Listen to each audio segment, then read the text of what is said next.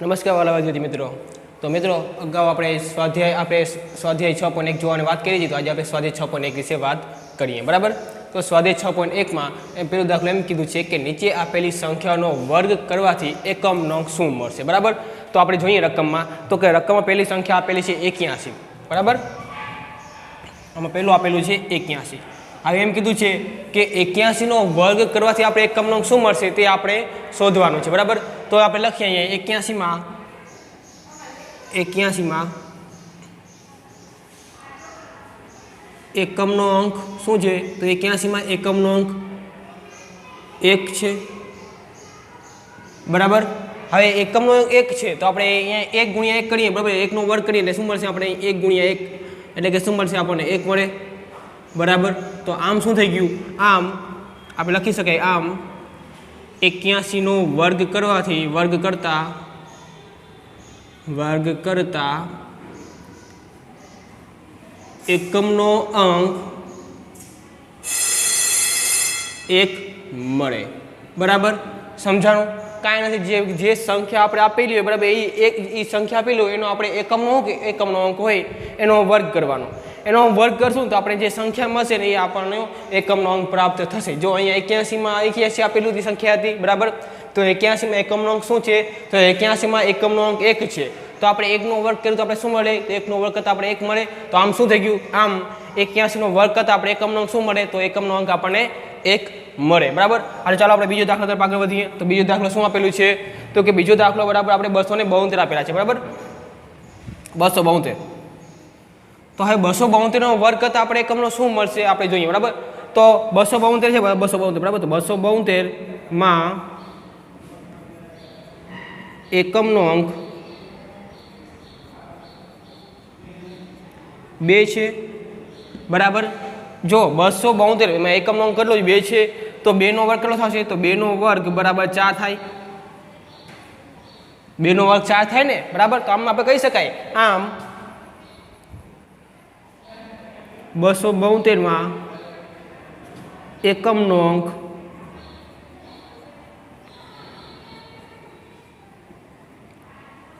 4 મળે। સમજાણું મિત્રો? કાંઈ નથી, જો 272 તો બરાબર 272 માં એકમનો અંક કયો છે, તો 2 છે, તો 2 નો વર્ગ શું થતો, 2 નો વર્ગ 4 થાય, તો આમ 272 માં એકમનો અંક શું મળે, તો કે 4 મળે, બરાબર। તો આપણે બીજો દાખલો, આપણે ત્રીજા દાખલા તરફ આગળ વધીએ। તો ત્રીજો દાખલો શું કહે છે, તો કે ત્રીજો દાખલો છે એમ કીધું છે કે 799। જો આ દાખલો થોડોક સમજવા જેવો છે, બરાબર। તો કે 799 આપેલા છે, 799 એમાં આપણે એકમનો અંક મેળવવાનો છે, બરાબર। તો જોઈએ આપણે, તો કે 799 માં એકમનો અંક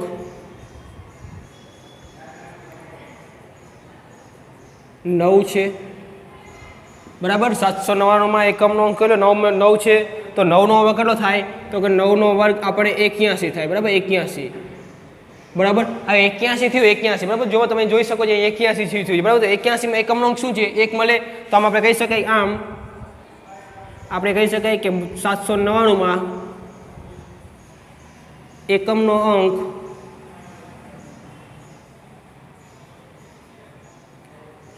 1 મળે, બરાબર। થઈ ગયો દાખલો આપણે અહીંયા 3 દાખલા થયા, બરાબર। આપણે હજી 1-2 દાખલા કરી લઈએ, બાકી બીજા દાખલા તમારે જાતે કરવાના છે, બરાબર। તો આ દાખલા 1, 2 અને 3 તો જોઈએ 799 હતા, 799 માં એકમનો અંક 9 હતો, 9 નો વર્ગ કર્યો એટલે આપણે શું મળ્યું, 81 મળ્યું, બરાબર।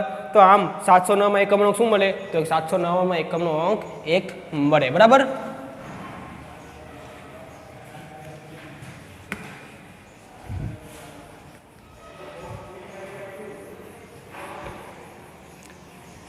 તો હવે આપણે આગળના દાખલા તરફ વધીએ। તો આગળના ચોથા દાખલામાં એમ કહે છે કે 3853 નો વર્ગ કરવાથી, બરાબર, 3853 નો વર્ગ કરવાથી 3853 નો વર્ગ કરવાથી, બરાબર। રકમ ભલે ગમે એટલી મોટી આપેલી હોય, તમારે રકમ ગમે એટલી પણ 10 રકમ આપેલી હોય ને, તો તમારે ખાલી એમાં એકમનો અંક જ જોવાનો, એકમનો અંક પછી આપણે છે મેળવવાનો છે, બરાબર। એકમનો અંક શોધવાનો એટલા માટે। તો આમાં જો તમે જોઈ શકો છો આ સંખ્યા છે, બરાબર, સંખ્યા જેમ કે આમાં 3853 માં એકમનો અંક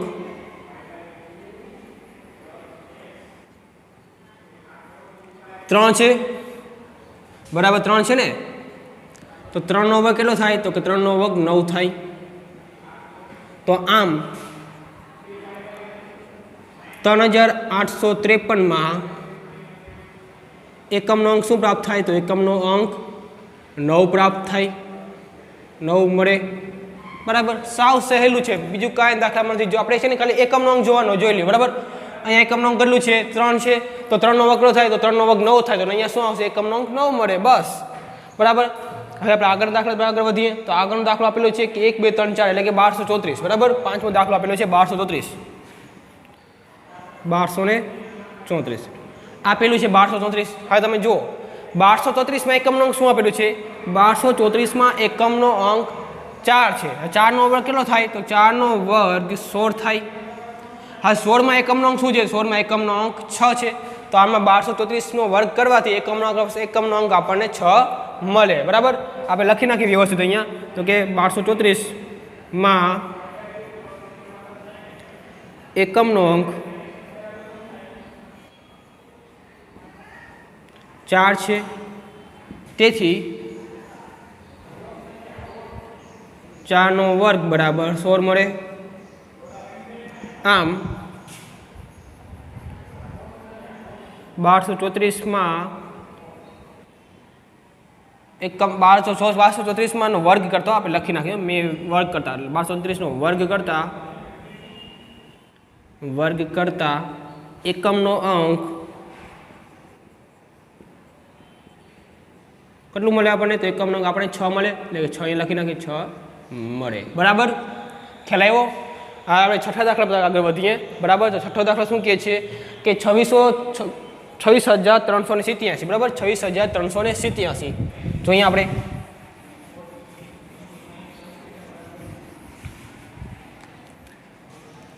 છઠ્ઠો દાખલો આપેલો છે કે 26,387. બરાબર, આ રકમ મોટી છે. તમે કે સાહેબ ગુણાકાર કરવું પડે. ગુણાકાર કાંઈ ન કરવાનો હોય. અહીંયા શું આપેલું છે? 7 આપેલું છે. 7.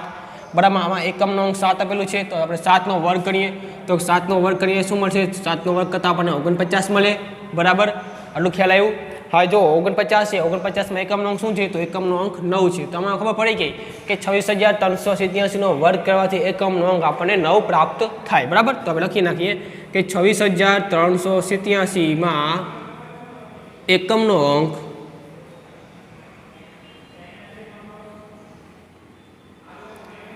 7 છે. તેથી 7નો વર્ગ બરાબર શું થાય? તો કે 49 થાય. બરાબર, આમ શું આપણે ખ્યાલ આવ્યું? તો આમ 26,387માં એકમનો અંક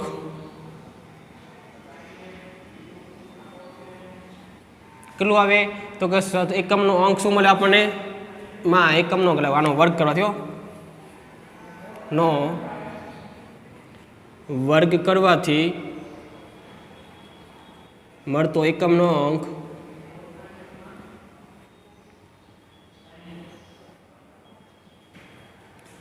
અંક 9 મળે. ખ્યાલ આવ્યું?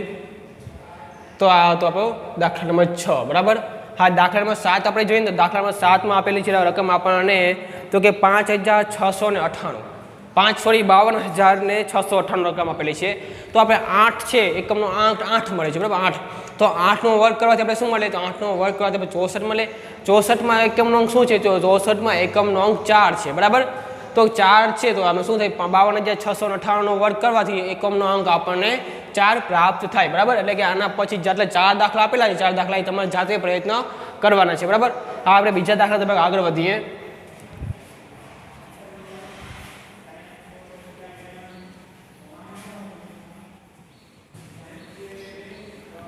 તો બીજો દાખલો એવું કહેવા માંગે છે કે નીચેની સંખ્યાઓ માટે સ્પષ્ટ છે તે કે પૂર્ણાંક સંખ્યા નથી. કારણસહ જણાવો. બરાબર, આપણે રકમ લખીએ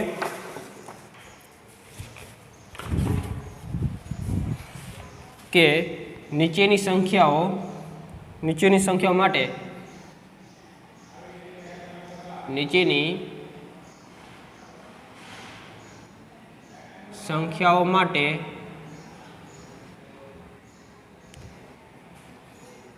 સ્પષ્ટ છે કે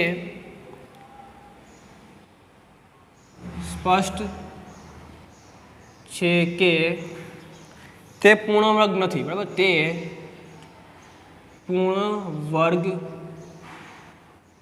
નથી.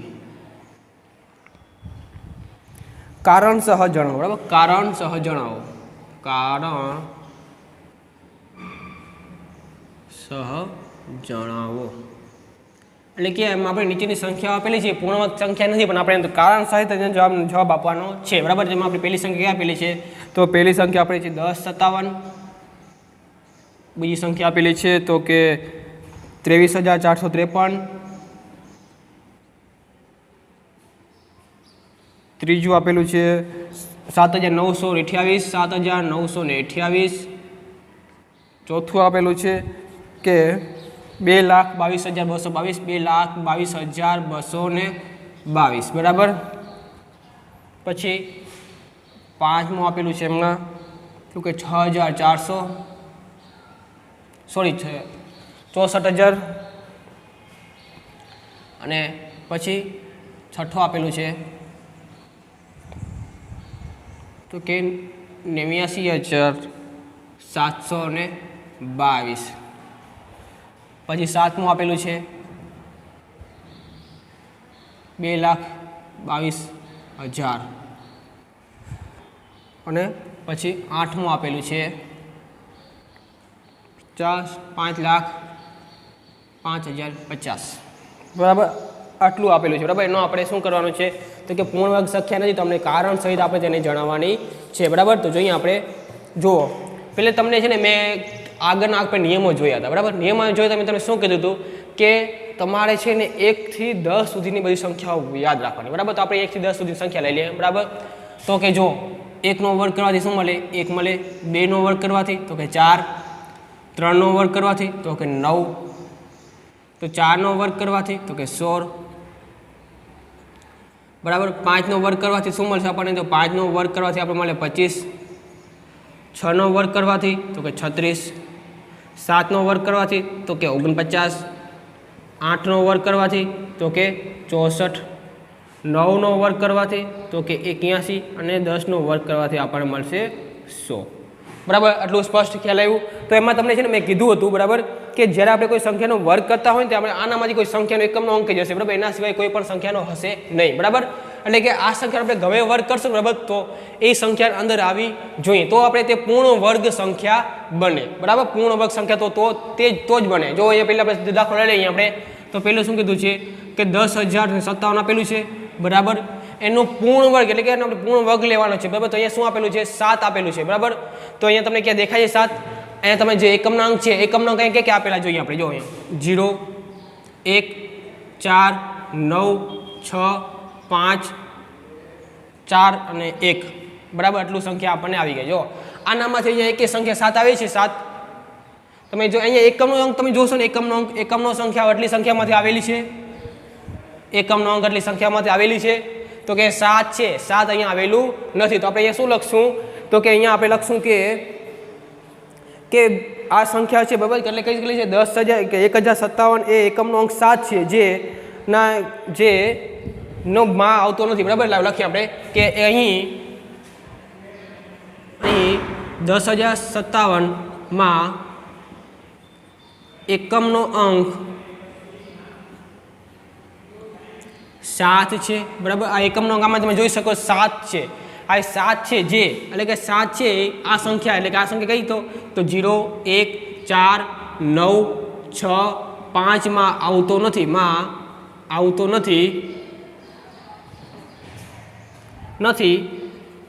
તેથી તે પૂર્ણ વર્ગ સંખ્યા નથી, બરાબર.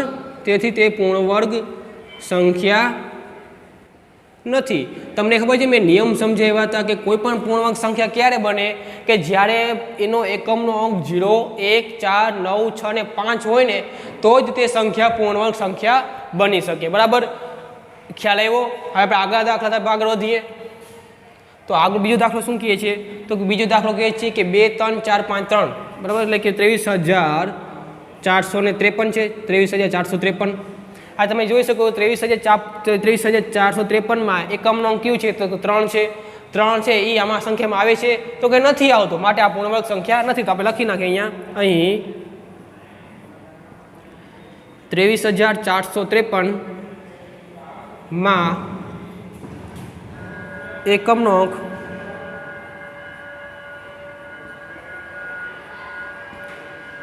કેટલું છે? તો 3 છે,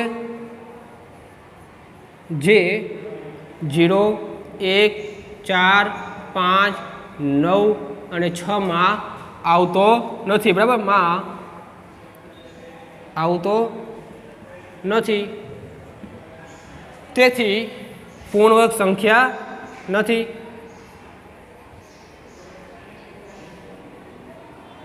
સંખ્યા નથી. ખ્યાલ આવ્યો મિત્રો? જો અહીંયા એકમનો કયું હતું? 3 છે. 3 છે, 0, 1, 4, 5, 9, 6 માં આવતો નથી, તેથી તે પૂર્ણ વર્ગ સંખ્યા નથી. બરાબર. હવે આગળ દાખલા આગળ વધીએ તો આગળ દાખલો શું કહે છે? તો 7, 9, 2, 8. બરાબર, એટલે કે 7,928. એનો આપણે જોઈએ. રકમ ભલે મોટી આપેલી, રકમથી તમારે પીવાનું નહીં, તમારે ખાલી છે ને એકમનો અંક તમારે ત્યાં ખાલી જોવાનો. બરાબર, એકમનો તમને સ્પષ્ટ ખ્યાલ આવી જશે એટલે તમને બધું સમજાઈ જશે. બરાબર, તો આપણે ત્રીજી જોઈએ તો ત્રીજું શું આપેલું છે? તો કે 7,928 આપેલું છે. બરાબર, તો આમાં એકમનો અંક શું છે? તો આમાં એકમનો અંક 8 છે. 8 છે એ 0, 1, 4, 9, 6, 5 માં આવે છે, તો નથી આવતો. તો આપણે લખી નાખીએ અહીં 7,928 માં એકમનો અંક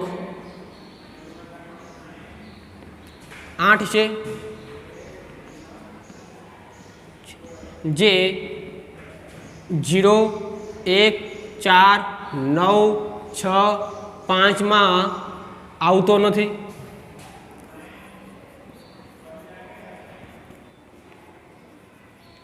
તેથી પૂર્ણ વર્ગ સંખ્યા નથી. પૂર્ણ વર્ગ સંખ્યા નથી. બરાબર, ખ્યાલ આવ્યો?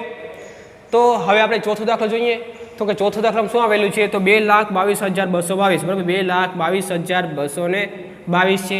આમાં એકમનો અંક શું છે? તો આમાં એકમનો અંક 4 છે, 2 છે.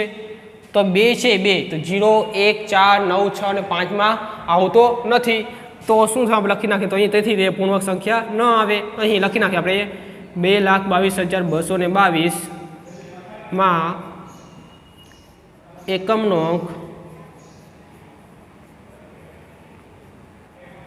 2 છે,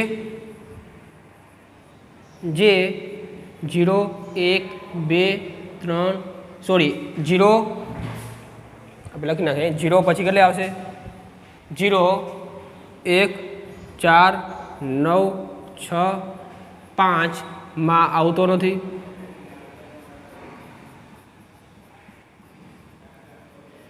તેથી શું થયું? તેથી તે પૂર્ણ વર્ગ સંખ્યા નથી. બરાબર, તેથી તે પૂર્ણ વર્ગ સંખ્યા નથી. ખ્યાલ આવ્યો મિત્રો? જો એ એકમનો અંક છે ને 0, 1, 4, 9, 6, 5 હોય ને તો તે પૂર્ણ સંખ્યા હોઈ શકે છે. બરાબર, અહીંયા જો 2 છે એટલે માટે પૂર્ણ સંખ્યા નથી. બરાબર, તો આપણે આગળ જોઈએ ને તો જુઓ આ દાખલો આપેલો છે 6,064. બરાબર, 64,000 આપેલો 64,000. તો 64,000 છે પૂર્ણ સંખ્યા છે કે નથી? તમે વિચારો. આ દાખલો 64,000 છે ને સમજવા જેવો દાખલો છે. બરાબર, જો 64,000 છે, 64,000 જોઈએ આપણે તો કે પાંચમો દાખલો આપેલી 64,000. હવે 64,000 આપેલું છે, પણ 64,000 આપેલું છે બરાબર આપેલું છે, પણ એમાં એકમનો અંક કેટલું છે? તો એકમનો અંક 0 છે. આ તમે જોશો કે 0 સાહેબ અહીંયા આવતું હતું. બરાબર, 0 અહીંયા આવતું હતું તો 0 આમાં આવે છે, તેથી તે પૂર્ણ સંખ્યા કહેવાય. પણ ના, તે પૂર્ણ સંખ્યા નથી. તમારે હંમેશા યાદ રાખવાનું કે કોઈ પણ સંખ્યા પાછળ 2 મીંડા હોય કે 4 મીંડા હોય તો તે સંખ્યા પૂર્ણ સંખ્યા બની શકે. પણ અહીંયા તમે જોશો ને કે કેટલી સંખ્યા છે? તો અહીંયા 1, 2 અને 3 મીંડા છે 64ની પાછળ. બરાબર, તેથી તે શું થયું? તેથી તે પૂર્ણ સંખ્યા નથી. બરાબર, તો અહીંયા લખાઈ ગયું. સમજાણું? ખ્યાલ આવ્યો? તો કે અહીં આપણે લખી નાખાય અહીં નિયમો મુજબ અહીં. બરાબર, એ 0 છે ને 0 એકમનો અંક છે. એકમનો અંક છે. બરાબર, અને તેનું પુનરાવર્તન 3 વખત થાય છે. બરાબર, તેનું પુનરાવર્તન 3 વખત થાય છે. તેથી તે પૂર્ણ વર્ગ સંખ્યા નથી. આગળ આપણે નિયમ જોઈએ હતા ને ત્યાં તમને સ્પષ્ટ ખ્યાલ આપ્યો હતો કે જ્યારે કોઈ પણ શૂન્ય હોય, શૂન્ય બરાબર, શૂન્ય જો બેકી સંખ્યામાં હોય ને તો તે પૂર્ણવર્ગ સંખ્યા હોઈ શકે છે બરાબર, પણ જો એકી સંખ્યામાં હોય તો તે પૂર્ણવર્ગ સંખ્યા હોઈ શકે નહીં. આની જગ્યાએ જો આપણે ખાલી 64,000 ખાલી 6400 હોય ને 64,6400 હોય ને તો તે પૂર્ણવર્ગ સંખ્યા છે. કેમ? તો કે 80 નો વર્ગ કરશું ને આપણે તો આપણે 6400 મળશે બરાબર. તો આપણે અહીં બીજી સંખ્યા જોઈએ તો અહીંયા તમે જોશો છઠ્ઠો દાખલો બરાબર, એમાં એકમનો શું છે? 2 છે. એકમનો 2 છે જેમાં આવતો નથી, તેથી તે પૂર્ણવર્ગ સંખ્યા નથી. અહીંયા પણ જો કે 2 ની પાસે 3 મીંડા છે, તેથી તે 222 ની પાસે 3 મીંડા છે, તેથી તે પૂર્ણવર્ગ સંખ્યા નથી. અહીંયા 1 મીંડો આપેલું છે બરાબર, 1 મીંડો આપેલું છે પણ ત્યાં તો પણ તે પૂર્ણવર્ગ સંખ્યા આવતી નથી. જેમ કે ઘડિયા આગળ શૂન્યનું રિપીટેશન કેટલી વખત થાય છે? 3 વખત થાય છે. પણ શૂન્ય છે ને 3 વખત એટલે કે 2 વખત સાથે હોય ને તો છે તેનું પૂર્ણવર્ગ સંખ્યા બનાવી શકે 8મા માટે બરાબર. તો આ દાખલો છે ને 6ઠ્ઠો, 7મો અને 8મો તમારે જાતે દાખલા કરવાના છે બરાબર. આપણે દાખલા નંબર 3 તરફ આગળ વધીએ.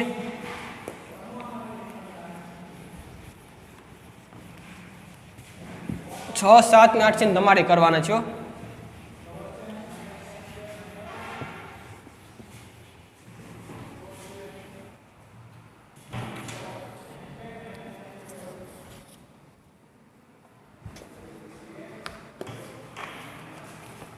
ત્રીજા દાખલામાં શું કીધું છે તો જોઈએ આપણે, તો કે નીચે આપેલી સંખ્યાઓમાંથી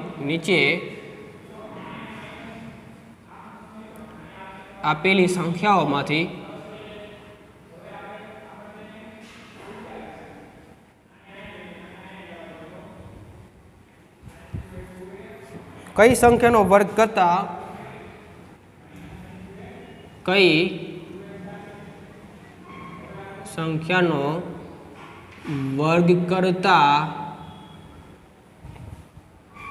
મળતી સંખ્યા એકી હશે. મળતી સંખ્યા એકી હશે બરાબર, એકી હશે બરાબર. તો અહીંયા આપણને 4 દાખલા આપેલા છે. તો અહીંયા આપણે પહેલામાં 431 છે, પછી બીજું આપેલું છે 2826, ત્રીજું આપેલું છે તો કે 7779, અને ચોથું દાખલો આપેલું છે કે 82,004 બરાબર. આ સંખ્યા આપણને આપેલી છે બરાબર. આ સંખ્યા આપણે કહેવાની છે કે કઈ સંખ્યા છે એ વર્ગ કરવાથી આપણે એકી સંખ્યા મળશે બરાબર. તો આપણે જોઈએ, જો પહેલાં અહીંયા શું છે 431 છે બરાબર. 431 છે કે એમાં એકમનો કેટલું છે? એકી સંખ્યા છે. 431 એ કેવી સંખ્યા છે? તો 431 એ એકી સંખ્યા છે. આપણે લખીએ અહીંયા તો કે 431 એ એકી સંખ્યા છે બરાબર, એકી સંખ્યા છે. તો કે 431 નો વર્ગ કરશું, 431 નો આપણે વર્ગ કરશું, વર્ગ કરતા મળતી સંખ્યા પણ કેવી હશે? મળતી સંખ્યા પણ એકી જશે. મળતી સંખ્યા પણ એકી જશે, એકી હશે બરાબર. ખ્યાલ આવ્યો? તો કે આનો આપણે વર્ગ કરશું, વર્ગ કરશું તો આપણે મળતી સંખ્યા પણ કેવી હશે? એકી સંખ્યા હશે. આપણને નિયમ સમજાય છે કે કોઈ પણ એકી સંખ્યા હોય, એકી સંખ્યાનો વર્ગ કરવાથી જે સંખ્યા મળશે એ પણ આપણે એકી મળશે. અને કોઈ બેકી સંખ્યા હશે, બેકી સંખ્યાનો આપણે વર્ગ કરશું તો આપણે કઈ સંખ્યા મળશે? તો બેકી સંખ્યા મળશે બરાબર. તો આ શું થયું? આપણું પહેલું થયું. આપણે બીજું જોઈએ તો બીજું શું આપેલું છે કે 2826 આપેલું છે. 2826 એકમનો 6 છે. 6 કેવી સંખ્યા છે? તો 6 એ બેકી સંખ્યા છે બરાબર. તો અહીંયા શું થશે? તો કે અહીંયા 2826માં એ 2626 કેવી સંખ્યા છે? તો કે એ બેકી સંખ્યા છે, બેકી સંખ્યા છે. તેથી 2826નો વર્ગ કરતા મળતી સંખ્યા એકી હશે નહીં બરાબર, એકી હશે નહીં. ખ્યાલ આવ્યો? આ કેવી સંખ્યા છે? બેકી સંખ્યા છે. બેકી સંખ્યાનો વર્ગ કરીને તો આપણે બેકી સંખ્યા મળે, બરાબર. એકી સંખ્યા ન મળે આપણે લખી એટલે તમારે શું થયું કે 2826 એ બેકી સંખ્યા છે, તેથી આનો વર્ગ કરતાં મોટી સંખ્યા કેવી હશે? તો કે બેકી હશે, બરાબર. ત્રીજો દાખલો આપણે જોઈએ તો શું આપેલું છે? તો કે 7779, બરાબર. આ સંખ્યા આપેલી છે. તમે જોશો એકમનો અંક કયો છે? 9 છે. 9 કેવી સંખ્યા છે? એકી સંખ્યા છે. તો આ સંખ્યા કેવી થઈ ગઈ? એકી સંખ્યા થઈ ગઈ. તો આપણે લખી નાખીએ અહીંયા કે 7779 એ એકી સંખ્યા છે.